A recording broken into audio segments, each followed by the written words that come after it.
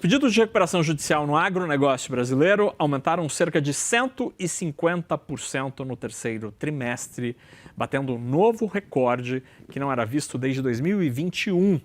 Dados do Serasa mostram que os produtores que atuam como pessoa física registraram 255 solicitações de RJ. No mesmo período do ano passado, eram 106 solicitações. Já aqueles que atuam como pessoa jurídica tiveram 242 pedidos de recuperação judicial contra 92 um ano antes. Segundo a Serasa, esse cenário piora o ambiente de crédito no setor à medida em que bancos ficam mais rigorosos para liberar recursos. Sobre esse cenário de crédito e dificuldade de pagamento de dívidas no agronegócio, eu converso agora com Frederico Poleto, que é chefe de ciência de dados agro na Serasa Experian. Frederico, obrigado por estar aqui com a gente no fechamento de mercado. Este problema no agro, no calor, a inadimplência no agro, não é novo, mas o que dá para dizer dos dados mais recentes? Este problema parece estar passando pelo pior momento ou ainda pior antes de melhorar? Boa noite. Boa noite, Naka, ouvintes. Prazer estar aqui com vocês para esclarecer um pouco esse número. Então, o que aconteceu? No ano passado, ele estava crescente, o segundo trimestre foi bem alto, no terceiro trimestre do ano passado ele caiu um pouco e depois ele continua a escalada, né? Então, quando a gente compara períodos maiores, embora seja um patamar muito alto e que está preocupando o mercado, ele não é tão alto quanto acabou ficando comparando o terceiro trimestre desse ano com o ano passado, por conta desse decréscimo. Quando a gente compara, por exemplo, em relação ao segundo trimestre, né, o trimestre passado com o terceiro trimestre, ele foi um pouco mais a menos, né?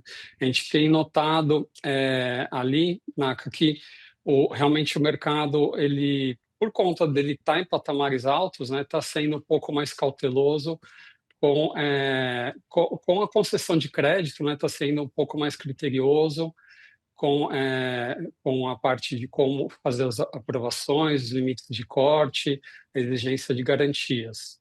Fred, em termos de recorte geográfico e por cultura, dá para dizer onde a coisa ainda está muito ruim e onde começa a melhorar? O patamar ele é bem parecido com os padrões históricos, né? O Centro-Oeste, Sudeste e Sul sendo os principais, né? Ali estados do Mato Grosso, Goiás, Minas. Rio Grande do Sul é verdade, por conta que sofreu ali no ano passado, a gente percebeu uma aceleração nesses últimos 2 trimestres, mas quando a gente compara com e sem o Rio Grande do Sul, o efeito ainda é forte no Brasil como um todo, né? E esse é um pouco o panorama. Se a gente seguindo os padrões históricos, muito ali a predominância de produtores que tinham atividade sendo o plantio da soja, né? E, em segundo lugar, ali a criação de bovinos. Uma grande predominância dos pedidos de recuperação judicial. E, Fred, você mencionou que diante desta, ainda que os números não piorem de maneira acelerada neste momento, o mercado de crédito, os bancos têm sido mais chatos, restritivos na hora de oferecer empréstimos. O que dá para dizer sobre isso? Qual a dificuldade que os produtores rurais têm enfrentado? É volume? É juro? São as duas coisas juntas? Existe alguma diferença de tratamento quando o crédito é tomado ou solicitado na pessoa física, jurídica? O que dá para dizer desta reação dos bancos? Certo. Bom, isso é bem comum que a gente vê no mercado. Tem momentos de expansão de mais crédito, seguidos por um aumento de risco, e aí quem financia se retrai um pouquinho para controlar o risco, né? O que aconteceu aqui com o agro é um pouco, tem um efeito agravado, por conta ali no passado, né? Em 2020 a 2022, né? Então, a Selic estava em 2, agora está em 15, ali agora no período mais recente. E também naquela época, o preço da soja estava muito alta e os custos mais baixos. Com o passar dos anos, o preço, nas últimas 3 safras, o preço da soja ele caiu bastante no mercado internacional e por conta ali da guerra da Ucrânia e todos os efeitos ali também de inflação, câmbio, os custos dos grãos defensivos, fertilizantes subiu muito, isso espremeu muito a margem do produtor. E principalmente ali para quem tem que se financiar no mercado e eu tem um arrendamento, a margem ela fica ali completamente espremida. Então isso acaba dificultando bastante ali a concessão de crédito. Então os bancos eles têm e outros players que financiam o agro têm sido muito mais rigorosos, né, exigindo mais garantias e dando empréstimos ali com ticket médio um pouco mais baixo, né? Então é o que a gente tem observado um pouco do panorama. E, Fred, é interessante porque nunca se tomou crédito, pelo menos nas casas bancárias, né? Nunca se captou tantos recursos para LCAs, por exemplo, né? Para letras de crédito agro, mas ao mesmo tempo se enfrenta esse tipo de dificuldade na oferta de financiamento. Obviamente tem uma distorção aí nesse mercado, porque se capta como nunca e não se empresta, ou se empresta como sempre, né? Com restrição e com juros elevados. Diante desta discussão, algo que cresce, que se discute há bastante tempo em Brasília, e o governo tentou emplacar isso ao longo dos últimos meses, é a ampliação do acesso ao seguro rural.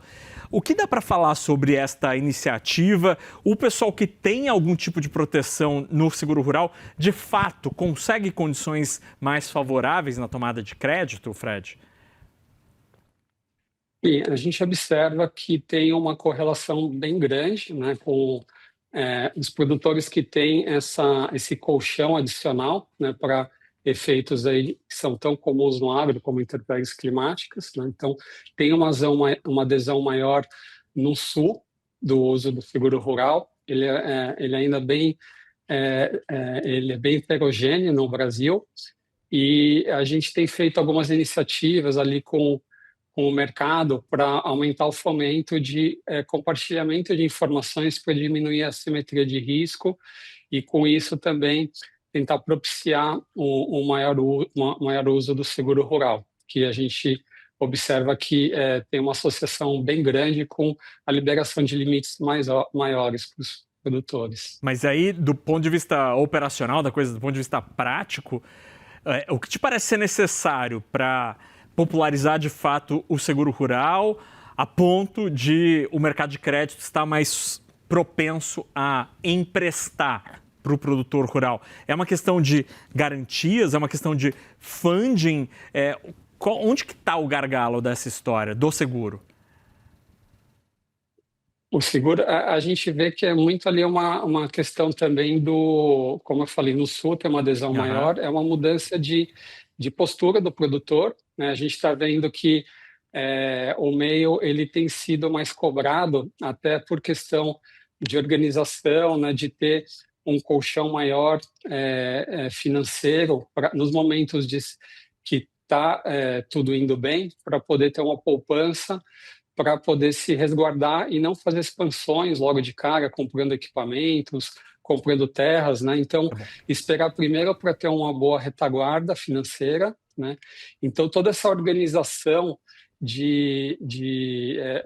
administrativa, né? E projeção, planejamento, isso auxilia, né? Então, o seguro rural ele vai trazer em troca ali no custeio, né, uma produtividade, vai assegurar isso, e o produtor que faz uma melhor gestão tem os indicadores passados e consegue comprovar, isso facilita tanto a questão da adesão do seguro rural, quanto mesmo para quem não tem e tem essa organização, consegue fazer uma melhor liberação de financiamento pelos órgãos, né?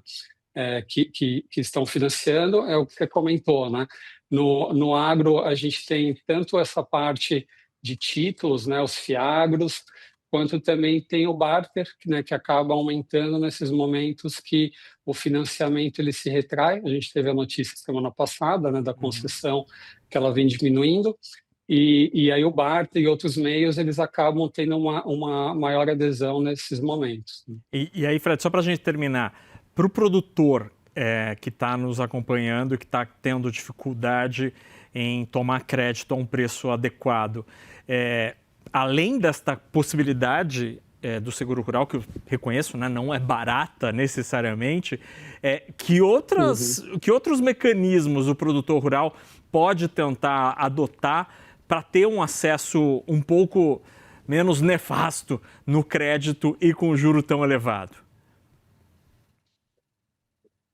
É um pouco disso que a gente comentou, né? Então, o barter é um mecanismo que tem uma adesão bem grande. Tem produtores que ali têm financiamento com revendas de insumos, com tradings.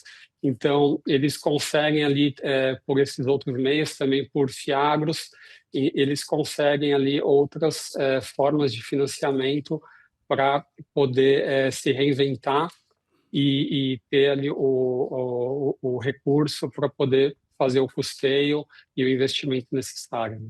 Muito bem, o barter, que é essa operação de alocar parte da sua produção para financiar a compra de insumos agrícolas. E isso acaba facilitando ali a tua necessidade, reduz a tua necessidade de tomada de crédito. A gente conversou com o Frederico Poletto, Head de Agro da Serasa Experian, a quem eu agradeço muito pela conversa. Boa semana. Obrigado para vocês também. Tchau, tchau, boa noite.